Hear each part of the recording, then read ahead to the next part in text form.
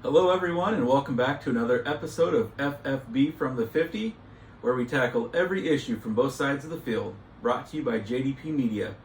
I'm your host, Dan Amsler, and today we're going to transition from draft season into the regular season, and we're going to talk about how to win your league. But before we do, if you're watching this on YouTube, please make sure you hit the like button, hit the subscribe button, and the little bell icon. That way you get notified every single time we drop a new video. All right, let's get started. All right, so right now, as of this filming, we are past Labor Day weekend. So almost all of our fantasy drafts should be concluded by this point. There might be a couple stragglers out there, a couple of those last minute leagues, but I'd say probably 90 to 95% of all leagues have already drafted. Now, there is a saying that you cannot win your league on draft day, but you can lose it. I hope you paid attention to the advice and tips that we've given you in our previous videos so that you've set yourself up well for this season. But if you can't win your regular season on draft day, when and how can you win it? Well, that's what we're going to talk about right now. All right. So, the number one thing that it takes to win a fantasy football league is you have to manage your team. I know that sounds like common sense, but it is shocking to me how many people do not manage their fantasy football teams. They start with the draft, they do well, and then they fizzle and fade and can't figure out why they end up in the bottom half of their league. One of the things that I know, and I've got these pulled up right now, is there's some cardinal sins as a fantasy football manager that you can make. And the first one is not paying attention to your matchups. There is no player that you can draft that is unbenchable. And I mean that. I've heard so many people say, well, this guy's a stud. You're not benching him. He's a must-play every single week. And that is not true. If you've listened to a fantasy expert that has said that, you need to stop listening to them. Every single player's matchup matters. Let's take, for instance, let's say I've got a running back who I drafted in the first 3 rounds to be my RB1. But I'm looking at a matchup where they're playing Pittsburgh or a good defense against the run. And I've got another running back that's playing against, let's say, the Chicago Bears that I don't think are going to be very good against the run this year. I may go ahead and play that running back that I got in the 7th or 8th round over that guy that I took in the first round. And I know that sounds counterintuitive, but those matchups matter. Also, look at your second wide receiver position. There may be a guy like Elijah Moore that I picked up as my wide receiver 3 or 4 that I may start over Michael Thomas, who I drafted as my wide receiver 2 based upon the matchup. If they're going against Tampa Bay or another defense that's really good against the pass or has a shutdown corner, I'm probably not going to play that guy. I will choose another person on my bench that has a softer matchup. Nobody on your bench should be unbenchable. Nobody on your starting roster should be unbenchable. Nobody on your team, period, should be unstartable, unbenchable, no matter what. Look at your matchups.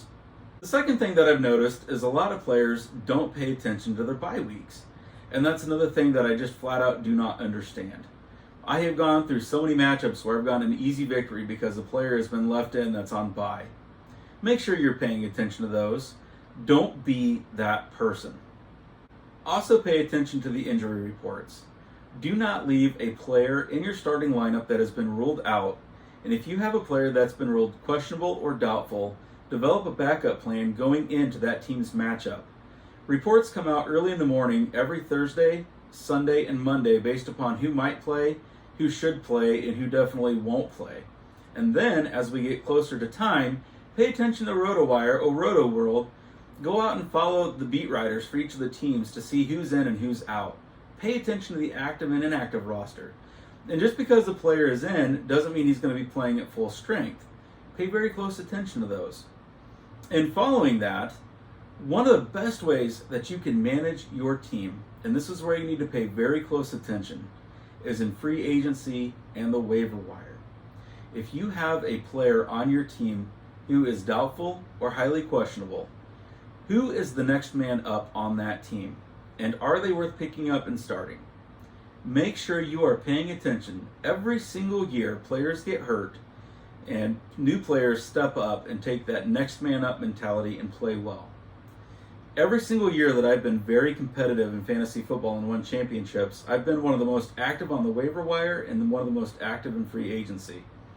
Make sure you are paying attention. Make sure you know the depth charts on these teams. If a guy is starting to make noise, pay attention.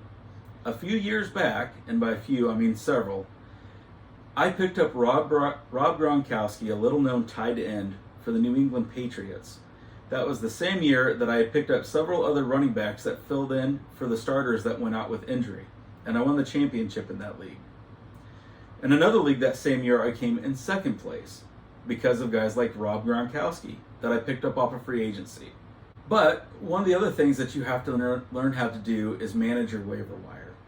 And there's a couple different ways that leagues typically have the waiver wire set up.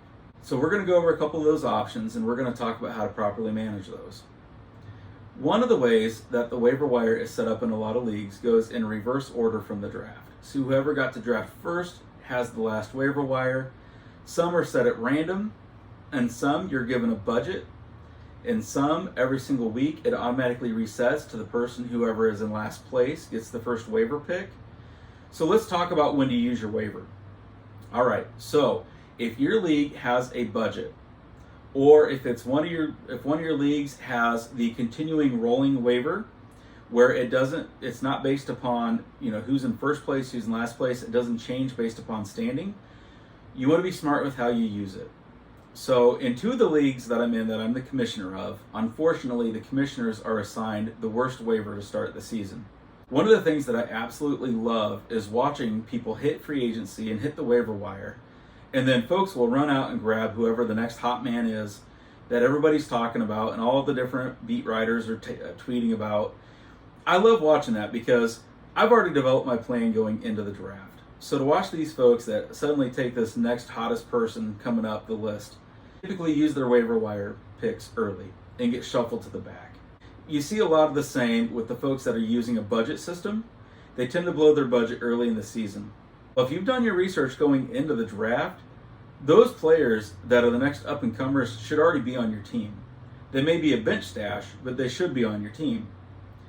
If your league has a budget, make sure if you're spending the big bucks, it's going to be on a guy who's worth it.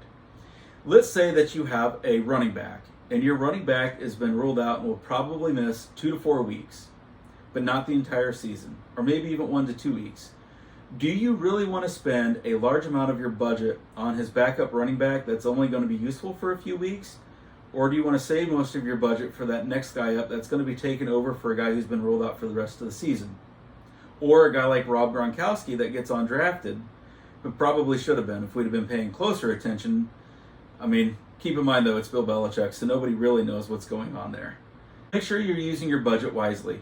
If you're in a rotating weekly waiver league where every single week it gets rotated, then it doesn't really matter because every week it's going to change anyway. Make sure if you're using your waiver, you're spending the correct amount of money, or if you're losing your waiver spot and falling to the back of the line, make sure it's on a player that's going to be worth it. All right. If you manage your team, if you manage your matchups, if you manage your bye weeks, if you manage your injury, you're already going to be better than 50% of the league that you're playing against. If you start owning the waiver wire in free agency and paying attention, you're going to be better than 70 to 75% of your league. Unless you're in one of those really, really tough competitive leagues, you are going to have the edge. I'm going to go ahead and give you a couple other tips. And these are the things that I do that make sure that I'm always one of the first people to know what's going on and how it's happening. All right, so tip number 1, there is a YouTube channel called Fantasy Doctors. I highly recommend that you follow that channel. Subscribe to it, hit the bell icon. They give fantastic updates, not just on fantasy football, but on all fantasy sports, on injuries and what you can expect as far as the return time to the field. Follow that channel. They will give you the advice that you need as far as the injuries go. Another suggestion that I make is that you follow the beat writers for each of the individual NFL teams. And I know that sounds like a lot. I love Adam Schefter and I love Ian Rappaport. I get their tweets. But typically the beat writers will actually get that information out roughly 2 to 3 minutes quicker than Schefter and Rappaport will. That gives you 2 to 3 minutes to get out there on free agency and get those players picked up before both of those guys report it to everybody, and now everybody's racing for that player. You want to be the first to know. They will let you know who's injured, who's in, and who's out. Follow the beat writers. Once the season's over, if you want to turn Twitter off, go for it. But that has been one of my biggest keys to success. Information is power in fantasy football. Make sure you're having that information at the tips of your finger as quickly as you can, because I guarantee you other people are looking at that same information too. So in that case, speed really does matter. All right, folks, that's it for today. Key takeaways. Pay attention. Pay attention to your waivers. Pay attention to free agency. Pay attention to what's going on with the team. Manage your team. Make sure you know who your matchups are against. Make sure you know if you've got a player on bye. Make sure you're paying attention to those injury reports. Go out, follow the Fantasy Doctor on YouTube. Go out and follow the beat writers for the teams. Information is key. Make sure you're the first one to know. All right, folks, that's it for this week. We'll talk to you again soon. Bye.